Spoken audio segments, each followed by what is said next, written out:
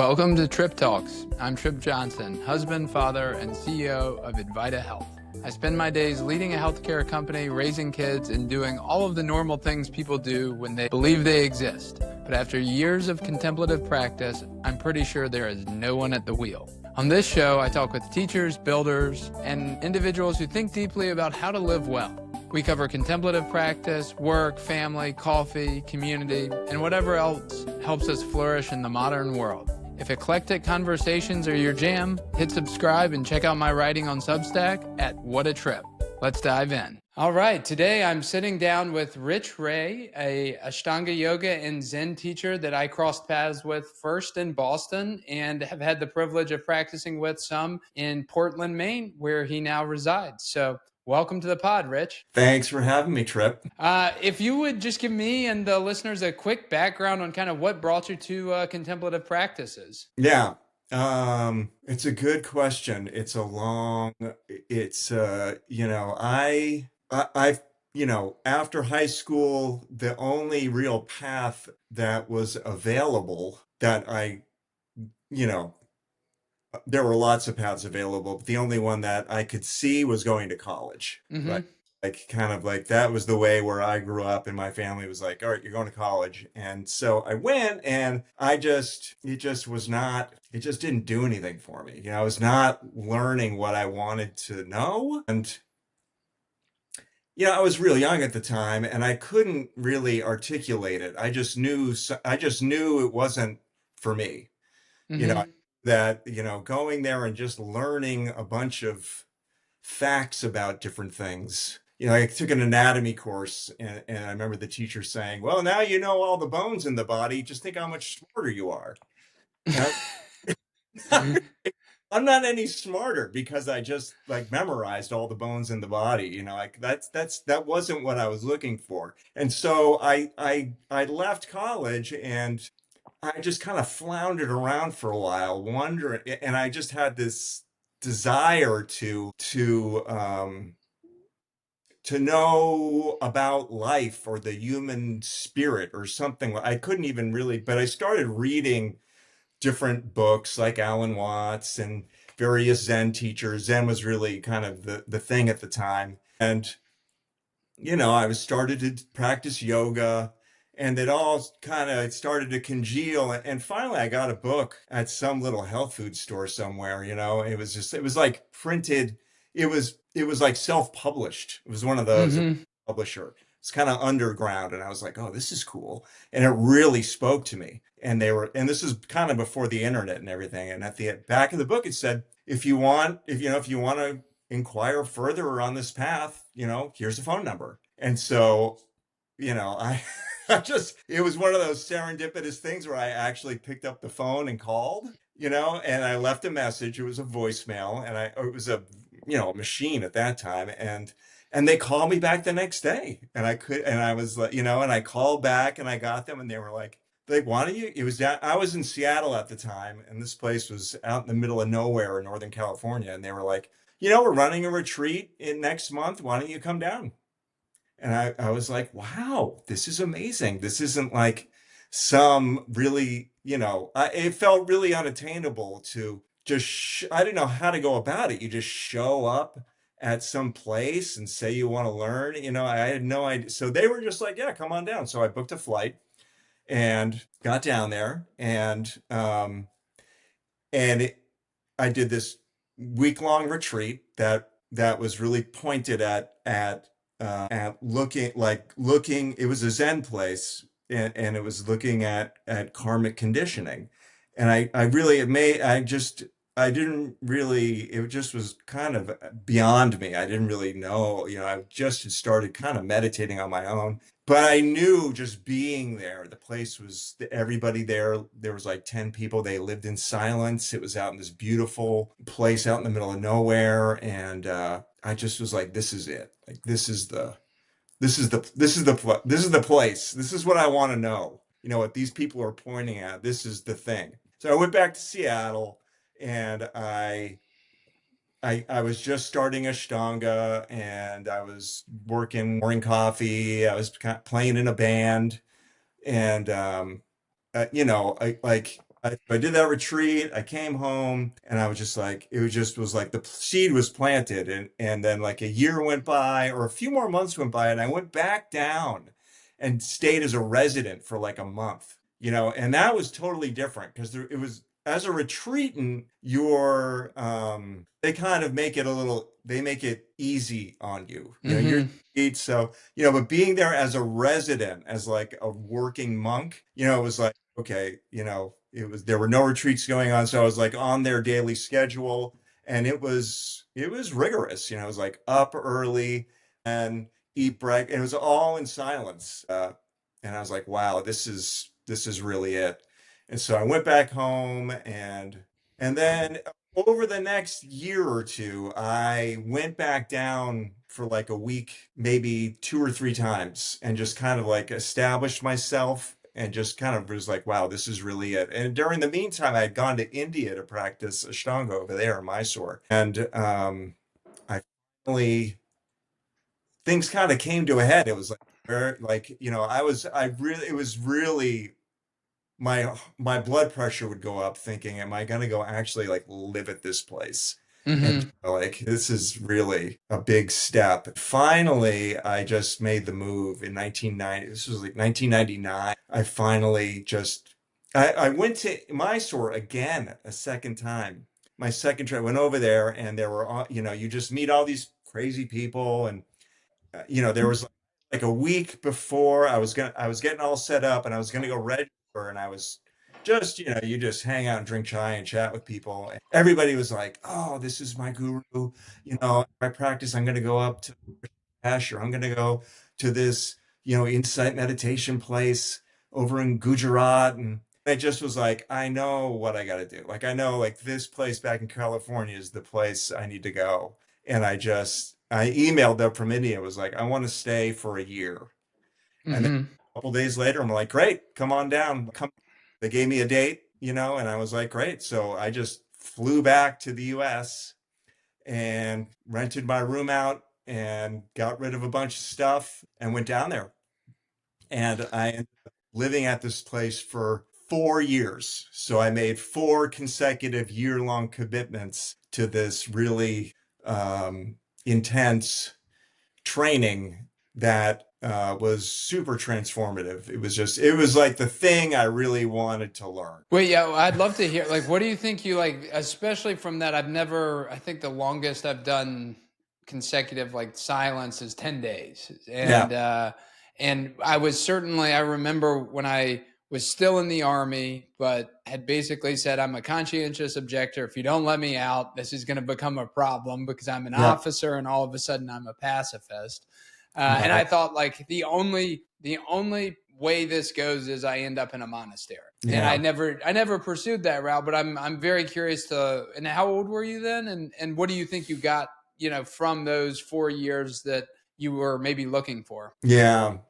I was in my late 20s. I think I turned 30 there my first year. And I mean, it was so there was a teacher, this woman who kind of was the head of the whole thing, and she had trained with a Zen Roshi, and she started her own thing. And the Zen world is it's not so much like there's some Buddhist communities or lineages that are very strict. There's like this, the Zen world, there's kind of these rogue, she's more of a rogue, where she had this insight and she taught from this very experiential place. So we lived on this huge piece of property. We were off the grid, and we were basically like homesteading. And, Mm-hmm.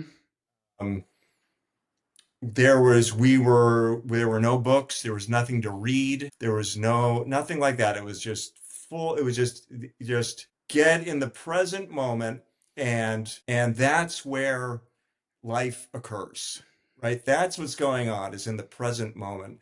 And from once you can kind of get a sense of what that experience is, automatically you start to see the conditioning that is this internal system that conditions the present moment, what the Buddha would call suffering, right? Mm-hmm.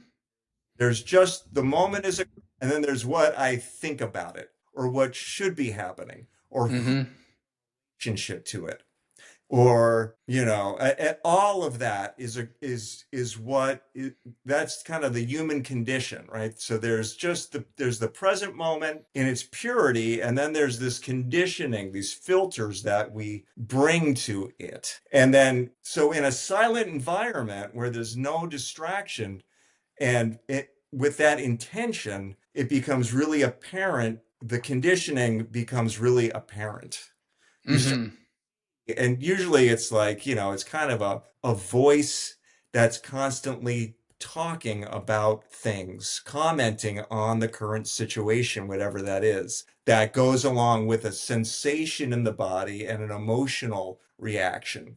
And it's all going on all the time. It's just usually we believe it, or and it's undercover. It just is reality to us, and we're distracted by life. We're going around and we just think we're living in a real world, but generally we're in a conditioned place with the way life is. So at this monastery, that was the main thing, was what, how, and then how does this occur for a person in particular, like each individual.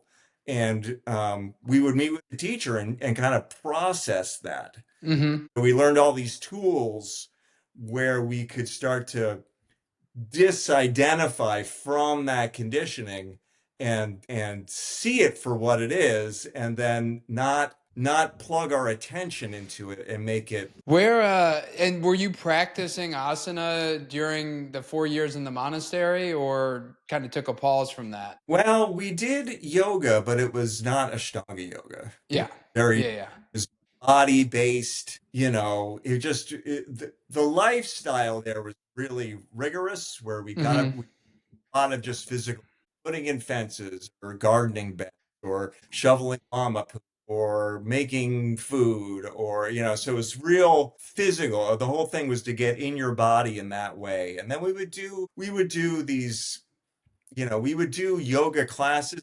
Woman would come in, but it was very like, it was more very slow, and really Mm-hmm. tend to your body and get in touch with it on a sensation level. So I had to let go of my Ashtanga practice during those years. Yeah. And what kind of brought you back to that? Like, well, I guess first, Yeah. why'd you leave the monastery? Why Yeah. did you get what you were looking for and then decide to leave, or tell Yeah. me about that? Yeah. I did. I felt like I got what I was looking for, and it was time to go. It was time to go, and I knew I wanted to teach body-based practice. Mm-hmm. And I felt like if I can bring what I learned to the monastery to the Ashtanga practice, then I felt like that would be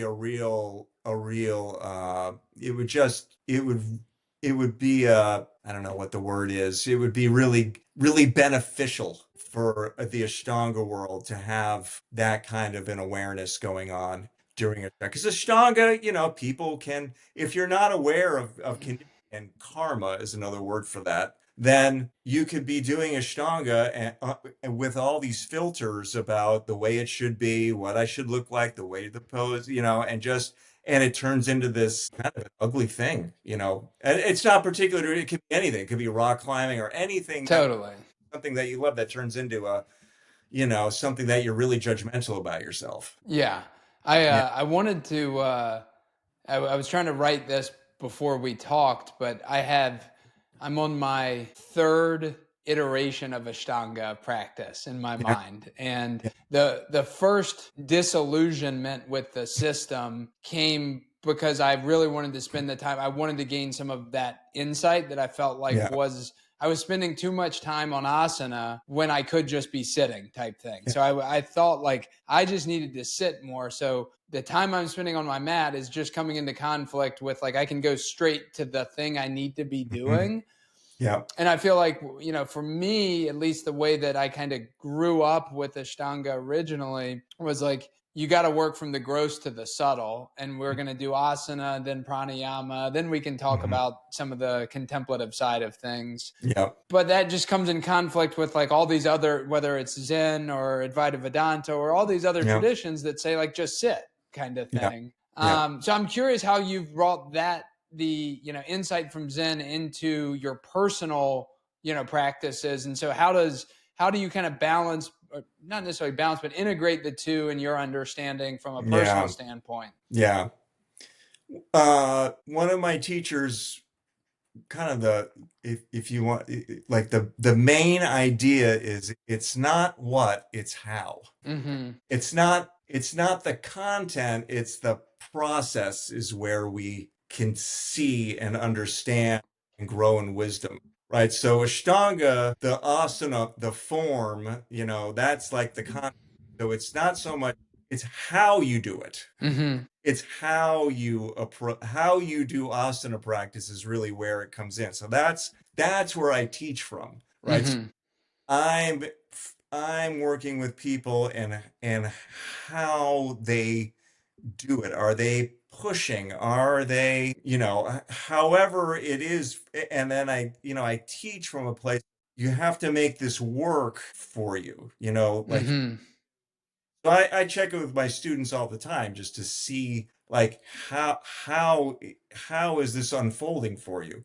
And then we can have a conversation with that so that it's something that they can do each morning that gives them energy, that gets them grounded in their body, where they feel like it's a plus as opposed to something that they do on the side.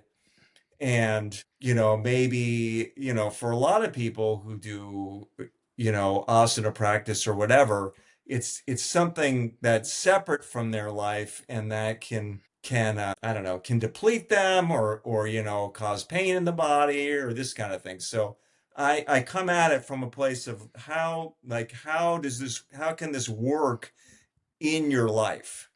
And Mm-hmm. from there, I offer, meditation stuff, Mm-hmm. getting into like, okay, the inquiry into karmic conditioning, what's beyond that, the Purusha, whatever you want to call it, Mm-hmm. with a grounding in as a body-based awareness. So the asana is a way of just create like conditioning the body can that inquiry can be at a deep level. Yeah, I what saddens me in the out in the a lot of yoga practitioners, they kind of use their body as a vehicle to just do difficult poses without Mm-hmm.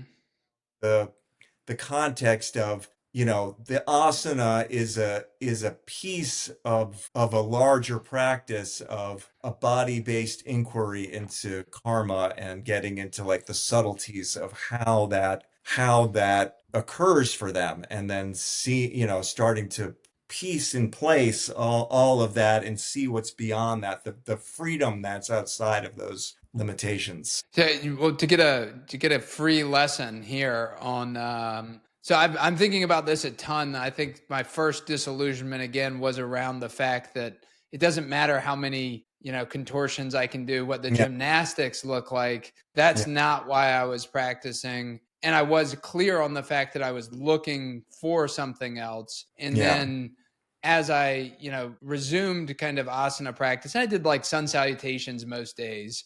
I just felt like moving. I've always liked the practice, and Hmm. and so for me, like the physicality of it was just it's good because I need to burn energy and it's hard. Hmm. And like some of us, for whatever reasons, dependent origination, prior causes, and conditions require exerting a lot of energy so that we can show up in the world and very a normal in a normal sense just show up well for others. So I think there's whether you're into yoga or rock climbing or going to the gym, hiking, like a lot of people just need to move a lot. And you can Yeah. probably learn a lot of these lessons elsewhere. But as it's specific to practice, I think about like I always I'm thinking I'll have my kapatasana breakthrough where it becomes easy to get Hmm. over the heels soon. But I did have an attachment to it round one. Like I thought I needed to do that. I thought I needed to complete second series to start a pranayama practice because that seed Hmm. got planted somewhere. And now going back, being stuck, working through kapatasana, I have certain lessons like I'm trying to learn from just not being able to do it easily. But I'd be curious, like, how do you approach that generally with students? Like, whatever the struggle pose is,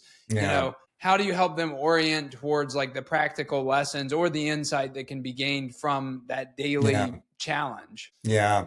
Yeah. Yeah, it's a big part of it. So it's, I remember, working on Kappa. It took me so long to get Kapitasana, and I was really fired up and Mm-hmm.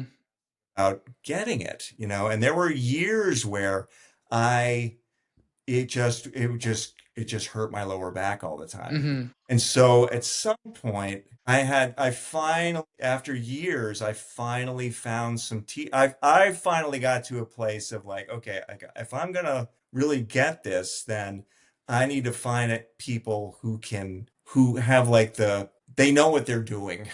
you know, Mm-hmm. the ability and the skill to like lead me through. So I had to like let go of all of this stuff I had learned and kind of relearn from ground zero.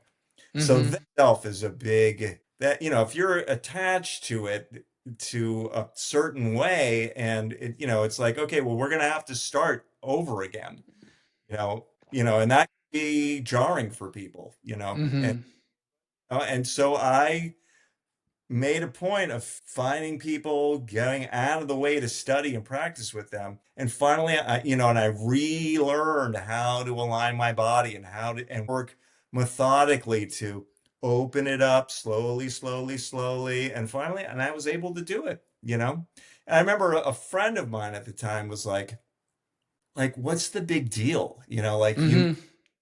get like finally you can do it. Like, does that make you enlightened or something? Right. Like, and I just feel that's so, like, I get the point. Like, and he's making a valid point. Like, there are plenty of people who can do all kinds of crazy tricks and they can be the biggest asshole on the planet. Right. Right. What does it do? Does it? But it's the process of going through something that's difficult and learning how to like focus the attention and know your limits, know where to stop, know where. So it's like getting into the subtlety of each moment and seeing progress in a slow, steady way. Like there's a ton of learning you can learn about yourself. Yeah, I've recently been very interested on a very just basic relative level about using my breath throughout the day to to be in touch with my body and what's going on Yeah. around me in the present moment. And one of the things that I this iteration of Kapotasana is very much just like how long can I actually breathe normally instead of getting into that fight or flight kind of response and then applying that, I think one of the things that, because again, I lean towards the why do we need to do these gymnastics, right? Like this isn't the point, but then we're still going to do something with our days, right? Like say you have all the insight in the world, you're still a human. Yeah. And at this point, like I just enjoy the practice, I enjoy the hard work, and I like to draw the connection between what's going on, what can I actually learn on the mat and apply in real life or on the cushion, right? But for me recently, it's just been that like breath control piece. And Hmm. like, because, when I'm getting frustrated at work or at home, all of a sudden, I'm holding my breath and it's a different pace anyway. And if you can Yeah. go back to the breath, it is a really interesting, kind of lesson to learn. Yeah. I feel like, and not to put any Ashtanga or any teachers kind of in the spotlight on this, but I do feel like in the Ashtanga method, as it's typically taught, or that I've seen with a lot of teachers, Hmm. is there's a lot of rationalization Hmm. about what we do to get to a place of insight, as opposed Hmm. to, again, maybe in a different school like Zen, where it's like, no, we just want you to have insight. Hmm. Um, and so I'm yeah, I'd just be curious, like your thoughts on that, or like Yeah. maybe I'm wrong, right? I think I have not been in an area where I'm practicing with a Yeah. teacher now for 5 years. So Yeah. so it and then when you're visiting places, you're kind of just doing your practice, getting a little help. But for like, those teachers who are really running Mysore programs, like where are you seeing that go well, where people are really using this for insight as opposed to Mhm. just asana? Yeah. Yeah. It's a big thing to look at. But what I really appreciated about where I trained at this monastery was that it was not, there was no, we were, it was never an intellectual discussion, Mm. right?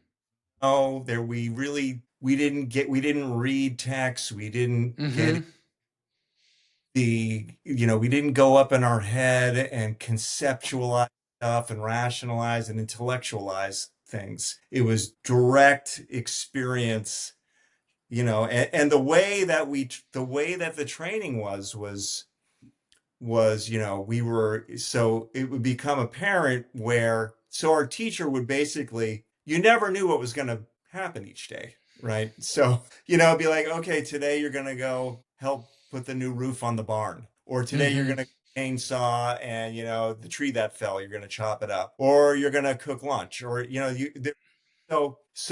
this unpredictability with just kept that egocentric conditioning um uncomfortable, where Mm-hmm. who I am, this is what I do, this is what I'm good at. Our teacher, so the whole point was to have that kind of an insight, to make the egocentric clinging uncomfortable, right? Because then you can really see it in a silent environment. Mm-hmm. You see your reactivity, you see, and like that is where the insight is, Mm-hmm. right? Live life from that place. Every moment you can learn something, right? And then you see, like, wow, I have all this stuff around whatever. And you start, and then you can get a handle and a cognitive understanding, not just in the head, but in the body of how that occurs for you. And Mm-hmm. then you can get to a centered place, and through practice you start to know what that is, and you start to see the difference between the two, and you can get back to a centered place, and from there it's not personal, right? It's not like I'm a mess, I've got a problem, I'm so reactive, I'm so blah blah blah. So a big part of the way our teacher taught was, like, there's nothing wrong. There's nothing Mm-hmm. you with anything. With From a conditioned place, there everything's wrong. Right. It's critical of everything, especially generally as a person. So I don't know. So there's that.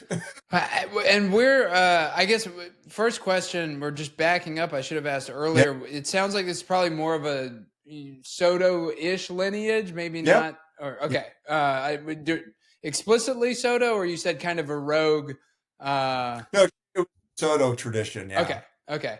That was always. I actually have done retreats in both Soto and what's the R Rin- one? I just Rinzai, yeah. And I never understood a koan practice really. Yeah. Yeah.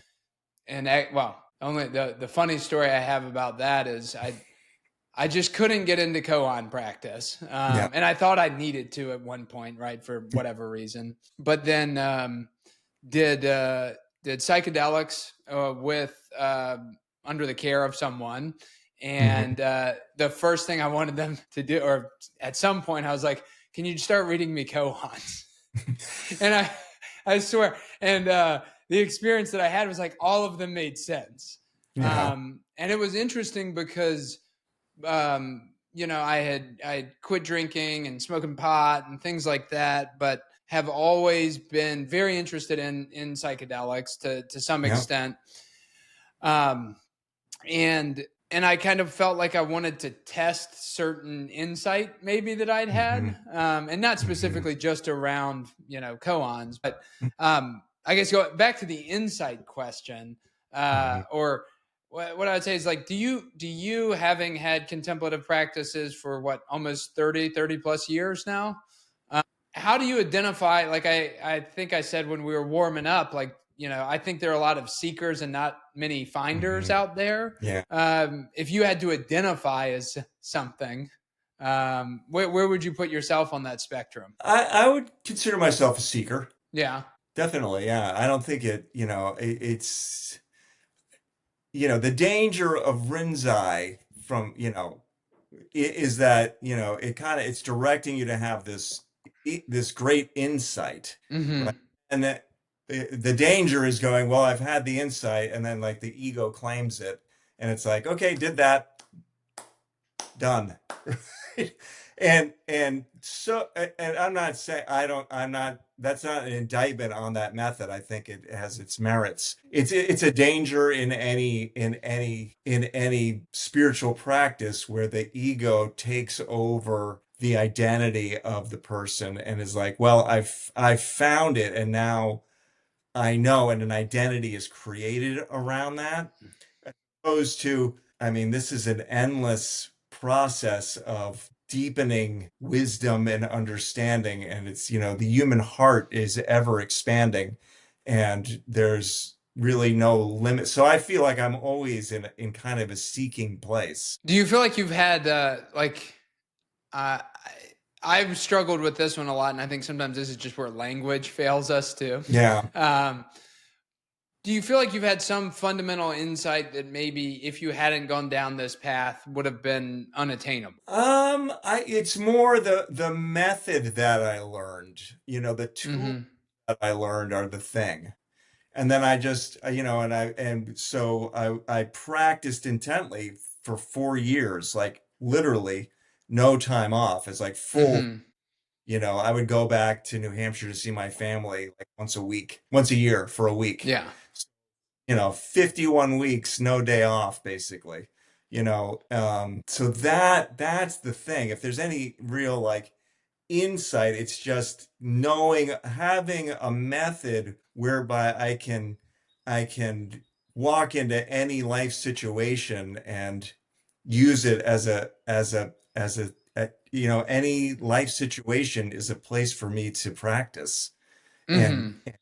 understand and see. And so from that perspective, it's like you get little glimpses, and those glimpses start to Yeah. aggregate, right? And then you have a larger understanding, and so it just builds over time. Yeah. So not like I don't know if I'll ever be at a place where nothing plugs me in or nothing upsets me, but I have the ability to kind of see it as it starts to Yeah. into play, and I can go, oh, there's this karmic content that's there, and I have the ability to work with it as opposed to Yeah. just and it's from an unconscious person's you have no choice but to get on board with it, and then it Right. defines your next choice, which reaffirms the whole thing. And that's like that samsaric wheel where there's just no ability to step outside of that system. So that's what if any insight, it's just that I have the tools to step outside of that system. Sometimes I'm really in it, if some big piece of karma is there and I'm really in it, but I can have the ability to go, okay, like I'm really caught in this thing. I have the tools to eventually step out and then use that insight in the pool of conscious awareness and go, okay, now I know that. You use the term glimpses, and that's one Now, that I think about a lot. yeah, Having spent, yeah, there was the Ashtanga Zen, there was a Goenka Vipassana kind of yeah, thing, and then there was got into the Advaita Vedanta and some of these Dzogchen type practices where like there were explicit glimpsing practices. Is hmm that something you're familiar with, or? with the glimpses or those practices? I guess glimpse like to me, I guess again, language is where I fall short usually. But Yeah, there, the when you're stepping, there is that karmic conditioning that most of us are in all the time. And in order to know there's another way of being, yeah, that to me is kind of the insight that I yeah, think about is like there is an hmm insight that there's this there's this other form of functioning. And Hmm. I usually think of that as like a no self kind of experience. Like just Yeah. you see that you're not like in the back of your head doing everything, that it's all Mhm. happening all the time. And you Yeah. can surrender to that.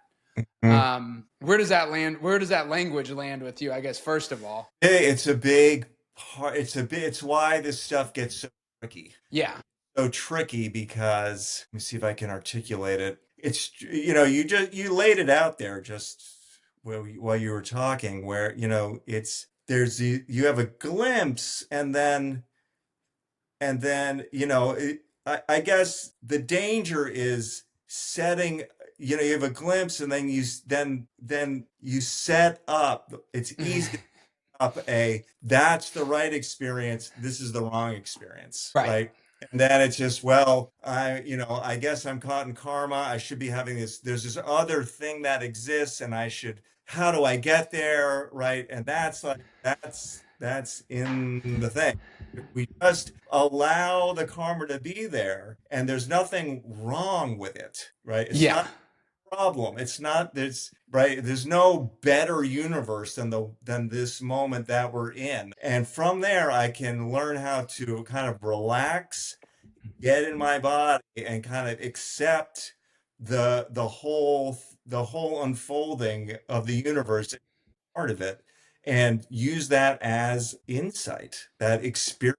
So again, it's getting like back to that present moment, like in this very current moment, and just being in a place. For me, that's what Patanjali is pointing at with like still. It's not Mm-hmm. everything stops, and then there's this, you're one with this eternal moment. Yeah, but it's like it's just all of this is happening, and it's not a problem. It's not Right. that the universe isn't wrong. I'm not being duped. There's not something better. All of this is happening, and if I'm present, then it's not a problem. It's something I can learn from. I can be a part of, and Yeah. be okay with.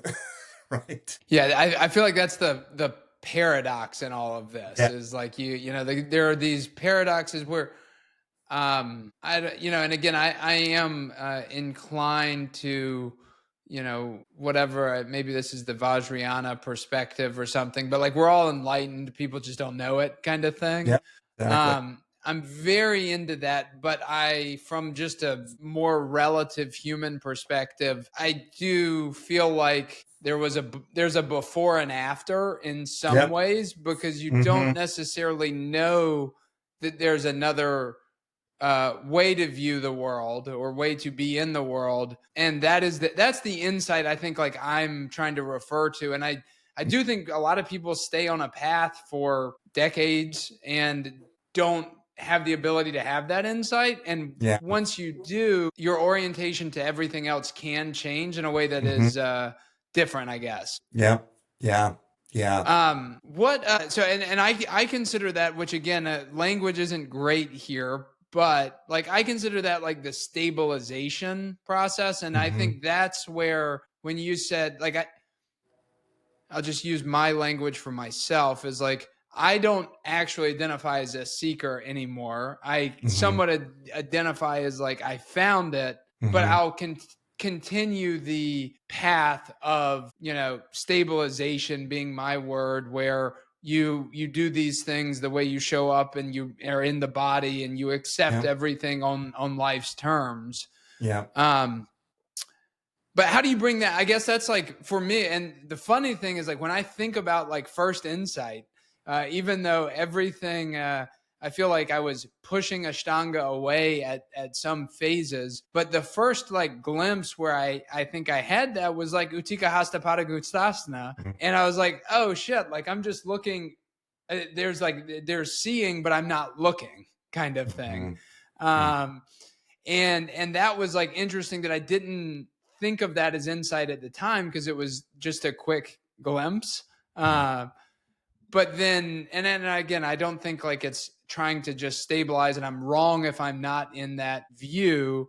Mhm. uh but at the same time, having the tools allows me to deal with the crying child, or deal with whatever stressful financial situation at work is happening, and I Yeah. can kind of view the world, maybe use some new age language, like a hologram of some Hmm. extent, and Yeah. not put myself in the center of that karmic suffering cycle. Yeah. And I guess my question would be like, how do you bring that into teaching, maybe, or is that something you explore like with long-term students, or I guess any that insight based thing that I feel like is often missing, Yeah. because I do think there's a target sometimes, and that Yeah. like some systems make it obtuse. Yeah. Yeah.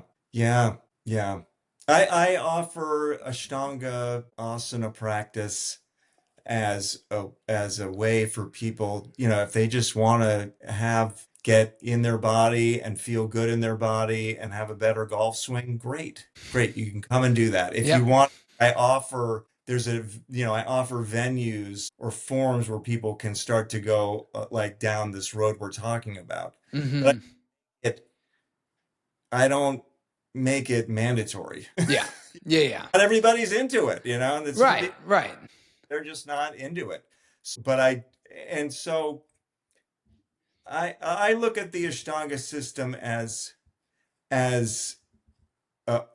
way, it's a path of getting. I feel like it's a really good technology that wakes up the deeper like energy centers in the body. Hmm. And so now for some people, that's not it. They just want to, feel stronger and more Yeah. flexible. Right, it does that work. I do believe, and I hold that space in my room where it's doing something on a deeper level as well, and Hmm. that into this kind of seeking inquiry we're talking about, and that is of great benefit on that path as you start to learn how to sit still, focus the attention inward, and then gain wisdom from not up here but down here. Hmm. Attention, doing meditations on various chakras, and then having insight into your own karmic situation and just that unfolding information that's in the body becomes conscious, and then Hmm. you make life choices from there. Yeah. Well, on specific to this second series where I'm practicing now, uh, I have, and I've read this in Ashtanga, but I'd be from other people, and sometimes I'm not always one to believe everything that I read from someone in India in terms of like how things actually work. Like Yeah. I think there's a lot of wisdom, and there are a lot of things that we can't explain, but the technology works in ways that we just don't have the science to prove it. Mhm. And then I think sometimes it's just like it's a little like that's just not how the body works. Yeah. But the interesting thing for me recently has been my sleep. My sleep Mhm. has been horrible for Mhm. a month or two. Um, and nothing in my life would dictate anything changed. But Mhm. then I have heard, working through the deep back bends and everything else stirs up stuff with the central nervous system, Yeah. um, and I wouldn't say that I'm suffering from the lack of sleep, but man, Mhm. I'm just waking up and it might be 3 a.m. and I'm ready to sit and then do my practice. Yeah. Did you have that experience going through when you were going through the battles? Yeah. Yes. Yep. Yep. Definitely. Sleep. It's a big piece of it, where, because you're changing things on a deep level doing intermediate, right? I mean, Hmm. Adi Shodhana, it's like Hmm. targeting, purifying the nervous system. Hmm. Right. And the backbends are a big piece of it. Getting leg behind the head's a big piece of it, where you're learning, you're moving on this deep level of these core centers in the body. The spine, the pelvis becoming more mobile, right? You really have to focus. To me, it's all about like, where is my attention? How can I focus it, keep it concentrated as I do these very, uh, kind of, deep, deep core, you're moving these deep joints in the body.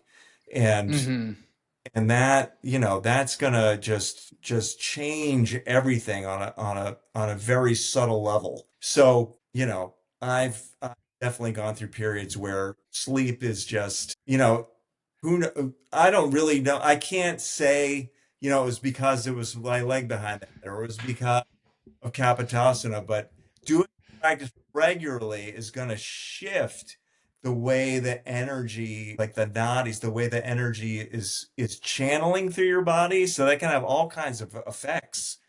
Yeah. How it manifests, and sleep is definitely one of them. Last kind of bigger question, and then maybe a Yeah, few quick hits. But one of the, I guess, like with 30 years of contemplative practice, I would ask, like, do you feel like you are wrestling with existential questions of the who am I or what is the purpose of life? Or do those feel either somewhat resolved or that in the moment you have the tools to resolve them? that's a big question. Yeah. Yeah. As far as like existential, not so much. I am really focused on like I really love to look at like kind of cosmology or like what is this? And how like where at like what is going on here? And from like perspective, it's just cause and effect. Like there are cause Hmm. and effects, and for whatever reason, I'm here now with this body, these sense organs, this mind, and the world is occurring in this way to this being. And the whole kind of the nut of Buddhism is that you can the ability to have agency in that Mm. ability to see through the karmic conditioning, which is like a tidal wave of force that has been going on from the beginning of this time that has us just going down a certain path. And you can step outside of that, and then what? Yeah. Right. Then what? Well, then kind of anything's possible. And, from a, then it's, well, am I doing virtuous action, non-virtuous action? What, like, where does, like, what does that, how does that work? Like, I want to know from an experiential place how that works. What about the thoughts in my mind, the words that come out of my mouth, the way I move my body and behave in the world, and what are the fruits of that? Hmm. That's the thing I really find it's fascinating. Yeah. Yeah. Well, a couple lighter ones. Yeah.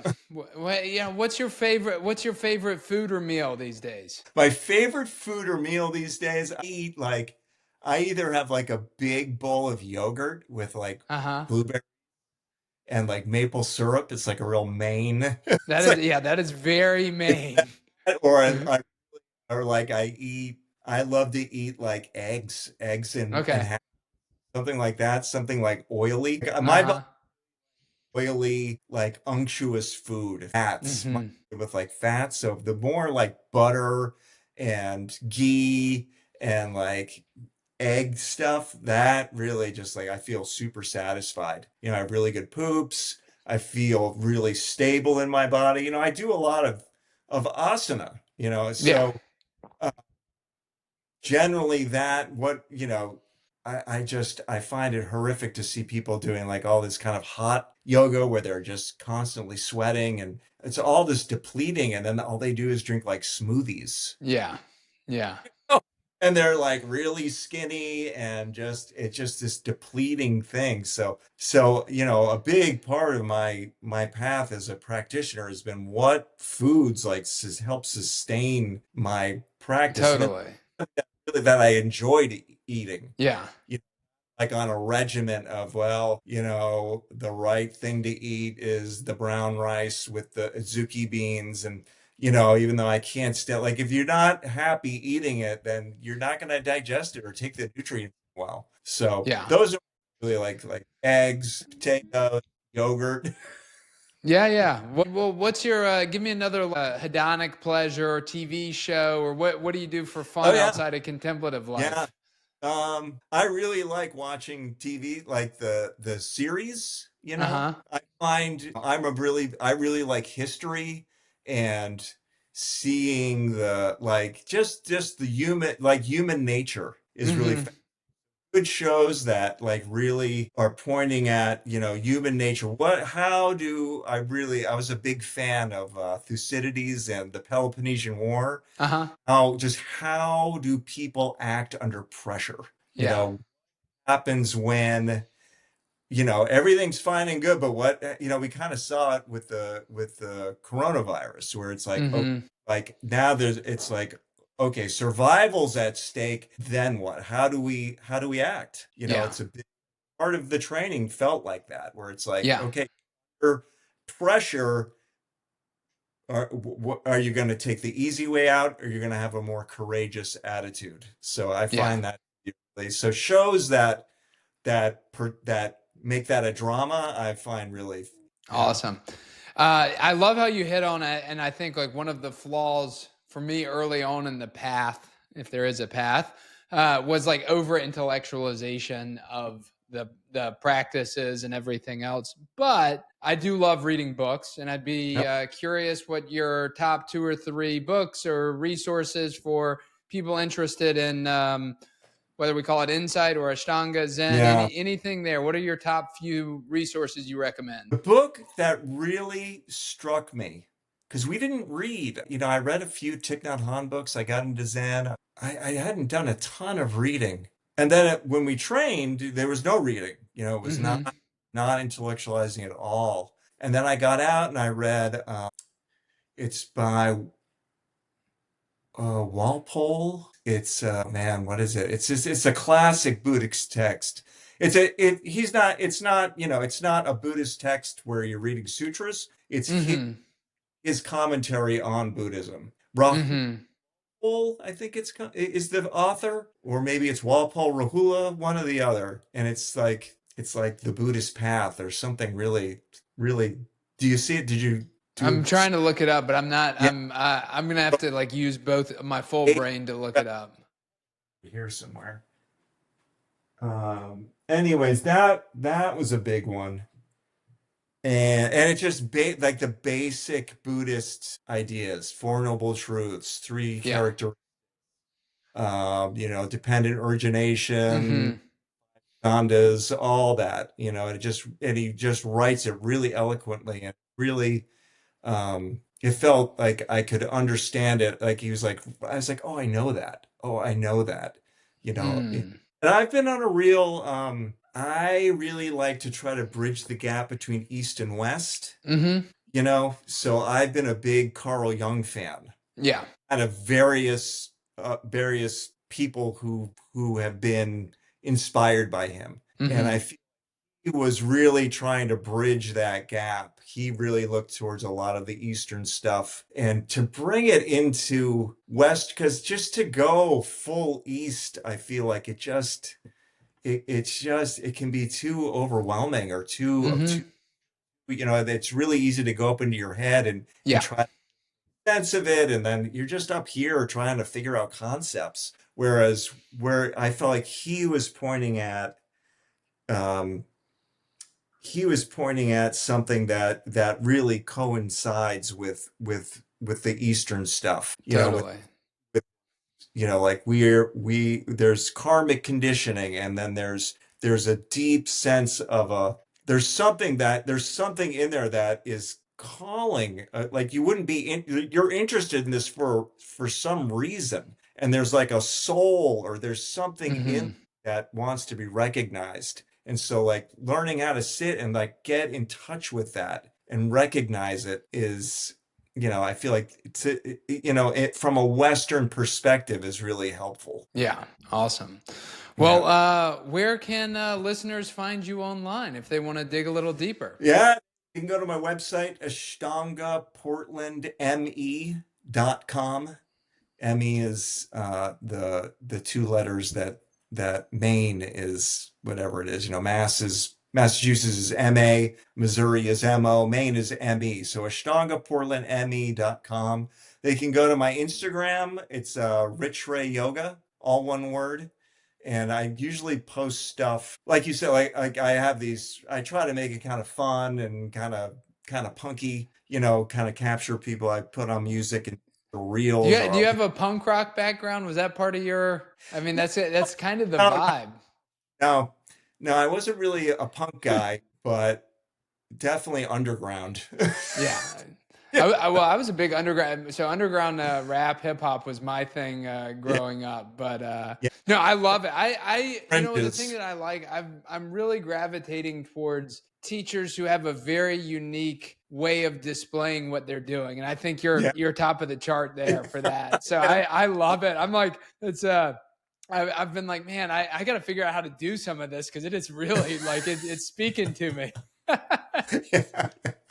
So I'll write something underneath it. Oh, Hmm.